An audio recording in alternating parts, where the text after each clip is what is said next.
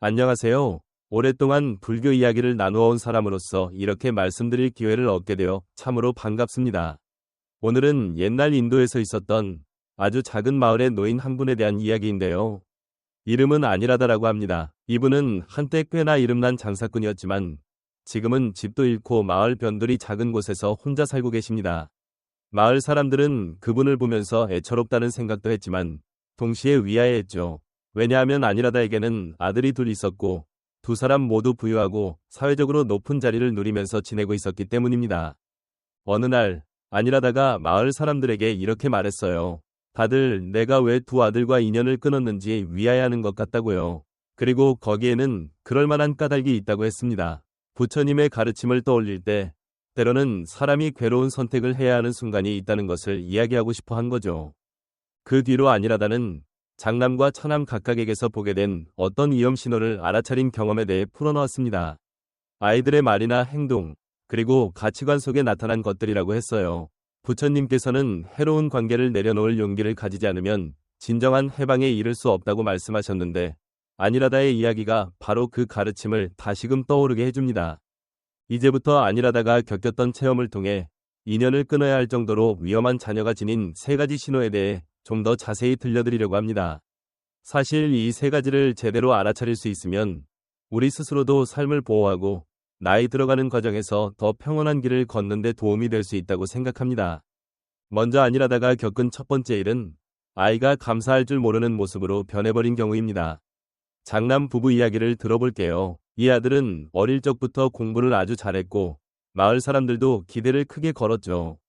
아니라다 부부는 그 아이가 공부에만 전념할 수 있도록 온 재산을 바쳐가며 교육을 시켰습니다. 그 덕분에 부부는 큰 상인이 되어 성공했고 부유한 삶을 누리게 되었죠. 문제는 성공 이후부터 아들의 태도가 완전히 달라졌다는 겁니다. 자기가 이룬 성취가 전부 자기 노력 덕분이라고 확신한 나머지 부모의 헌신에 대해 어떤 고마움도 표현하지 않았던 거예요. 오히려 아버지, 옛날에 해줬던 걸 그렇게 계속 내세우지 마세요. 지금 내 성공은 내 힘으로 이뤄낸 겁니다. 라고 했을 때 아니라다는 가슴이 저려왔다고 합니다. 아니라다는 그때 깨달았어요. 감사할 줄 모르는 사람은 아무리 물질적으로 성공해도 마음속에 집착과 교만을 안고 산다고요. 부처님께서는 감사할 줄 모르는 마음이 결국 인연을 썩게 만든다고 일찍이 가르치셨죠. 그래서 아니라다는 아들에게 나는 너를 위해 할 수 있는 모든 걸 다 해주었다. 하지만 고마워할 줄 모르는 사람은 자기 마음을 스스로 갉아먹고 결국 그 인연마저 무너진다는 점을 잊으면 안 된다. 라고 말해주었습니다. 그럼에도 불구하고 부부의 태도는 변하지 않았고 그는 아니라다에게 더 이상 어떤 도움도 주지 않겠다며 자기만의 생활을 추구하게 됩니다. 그때 아니라다는 마음속으로 결심을 하게 됩니다. 부부와 거리를 두겠다고 말이죠. 다음은 차남 아자이 얘기인데요. 이 둘째는 형과 달리 말솜씨가 아주 뛰어나고 누구와도 쉽게 친해지는 성격이었다고 합니다. 어려서부터 친척들이나 마을 친구들에게 이것저것 신세를 지는 게 당연하다고 여기면서 살았어요. 그런데 아니라다는 시간이 흐르면서 깨닫게 되었습니다. 아자이의 친근함 뒤에는 늘 이득을 보려는 계산이 숨어 있다는 사실이었어요. 어느 날 아니라다가 얼마 남지 않은 땅을 내다 팔아야겠다고 생각했을 때 아자이가 제가 아버지를 도와드리겠습니다 하면서 아주 열성적으로 나서는 일이 있었습니다. 처음엔 아니라다는 그 말이 참 고맙게 느껴졌대요. 하지만 이야기를 차근차근 들어보니 아자이는 그 땅을 팔아서 생기는 이익을 자기만 챙기려는 속셈이었다고 합니다. 이유를 묻자 아버지께 돈이 있어도 제대로 쓸 줄 모르잖아요. 차라리 제가 가지고 있으면 모두에게 더 낫지 않겠습니까? 라고 말했다는 거예요. 그 말을 듣고 아니라다는 확신했습니다. 이 아이는 가족의 사랑과 믿음을 그냥 이용하는 도구쯤으로 여기고 자기 이득부터 챙기려고 하는구나. 그리고 부처님의 말씀을 떠올렸다고 해요. 계속 남을 이용하는 사람은 그 행위로 인해 스스로 고립될 뿐이다. 아니라다는 마치 마음속으로 이렇게 생각했대요. 언젠가 이 땅이 지닌 진짜 가치를 깨닫게 될 날이 오면 그때 자신이 한 행동을 되돌아보게 될 수도 있을 거라고. 결국 아니라다는 땅을 아자이에게 넘기지 않았고 그 뒤로도 아들의 태도를 주시하게 됐습니다. 그러면서 마음속으로는 깊은 상처를 입었고 둘째와의 신뢰관계에도 짙은 그림자가 드리워지게 되었죠. 그 뒤로 아니라다는 장남 부부와 둘째 아자이 모두에게 조금씩 거리를 두고 살았습니다. 그래도 가족이니 언젠가는 마음을 고쳐먹고 돌아오지 않을까 하는 작은 기대가 있었던 모양인데요. 결국 그 바람은 아자이의 어떤 행동 때문에 산산이 부서지고 맙니다. 어느 날 마을 안에 이상한 소문이 나돌기 시작했어요. 아니라다가 문제여서 그의 가족들이 정말 고생이 많다는 내용이었습니다.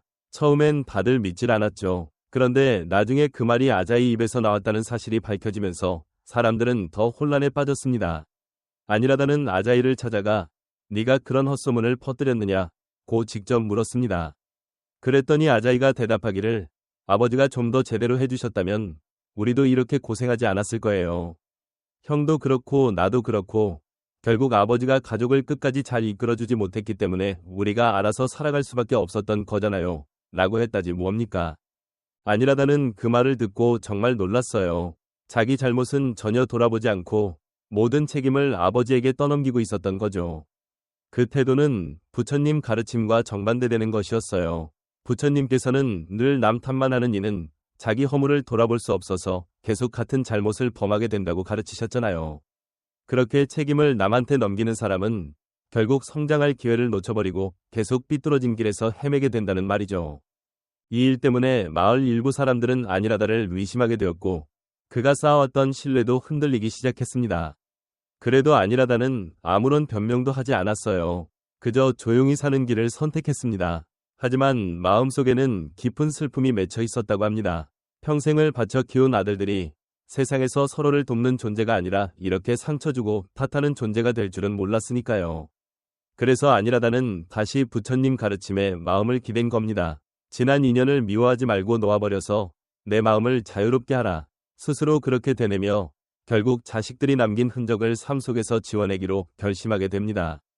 결심을 한 뒤 아니라다는 마을 외곽에 있는 아주 작은 절 비슷한 곳에서 지내기 시작했습니다. 거긴 순례 다니는 스님이나 먼 길 걷는 사람들이 종종 들르는 곳이었는데요. 아니라다는 그들과 대화를 나누면서 서서히 마음의 상처를 치유해 갔습니다. 어느 날은 젊은 스님 한 분이 아니라다를 찾아왔는데 이름이 숫다였습니다. 왠지 모르게 아주 차분한 느낌을 주는 분이었죠. 숫다는 아니라다의 사연을 잠자코 듣더니 이렇게 말했습니다. 아니라다 어르신이 이렇게 괴로웠던 건 인연이 비뚤어져 있었기 때문입니다. 하지만 모든 인연이 다 나쁜 것은 아닙니다. 부처님 가르침에 따르면 바른 인연이 우리를 구해줄 수 있다고도 하죠. 어르신이 지금 여기 계신 것도 새로운 인연을 만들 준비가 되었기 때문일 수 있어요. 이 말을 들은 아니라다는 처음에 정확히 무슨 뜻인지 잘 몰랐다고 해요. 그런데 숫다가 이어서 말하기를 자기를 돌아보지 않는 사람과 이어진 인연은 어르신을 상처 입힐 뿐입니다. 그러나 자기 잘못을 알아보고 고치려고 하는 사람과 만난다면 마음의 평온을 되찾으실 수 있을 겁니다.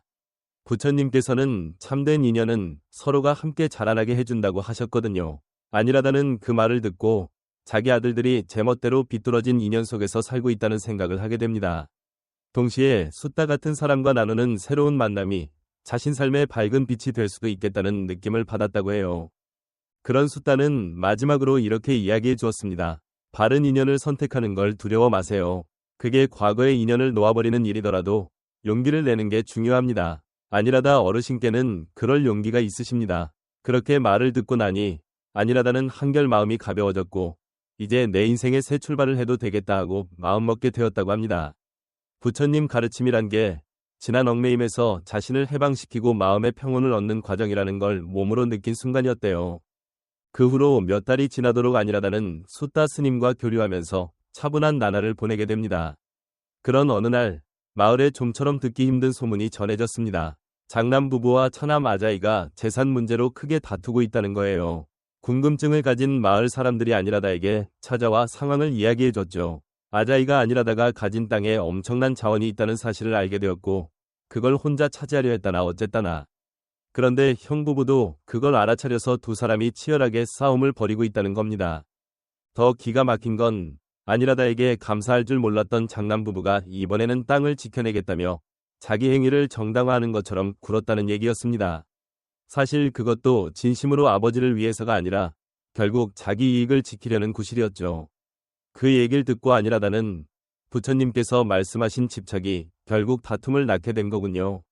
나는 이미 모든 걸 놓아버렸기에 이렇게 마음 편히 있을 수 있는 거지 라고 생각하게 됩니다.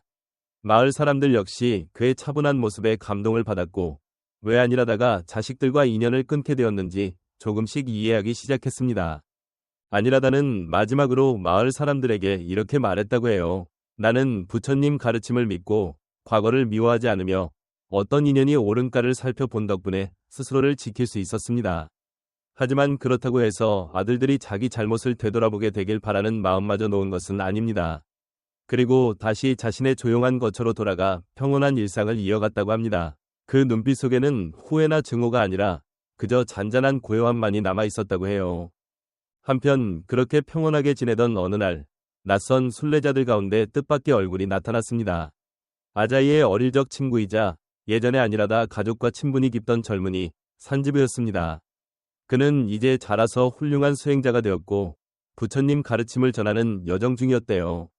산지부는 아니라다의 사연을 들은 뒤 고개를 깊이 숙이며 제가 젊었을 때 어르신과 아드님들께 많은 걸 배웠는데 조금만 일찍 깨달음을 얻었다면 아자이와 부부를 다른 길로 이끌 수 있지 않았을까 후회됩니다. 라고 말했다고 합니다. 그러자 아니라다는 부드럽게 웃으며 이렇게 대답했대요. 산지부, 지나간 시간에 대해 미안해할 건 없단다. 우리는 부처님 가르침에 따라 지금 눈앞의 인연을 소중히 하는 것이 중요하지. 그래야 뒤늦게라도 바르게 나아갈 수 있는 거야. 그때부터 산지부는 마을에서 부처님의 말씀을 전하는 활동을 시작했고 아니라다도 그것을 거들게 되었습니다. 그러면서 마을 사람들은 조금씩 불교 가르침에 마음을 열고 서로 간의 다툼과 집착을 내려놓는 법을 배우게 되었죠. 아니라다 스스로도 그 과정을 통해 새로운 인연들을 맺었고 사람들의 신뢰와 존경도 다시금 얻게 됐습니다.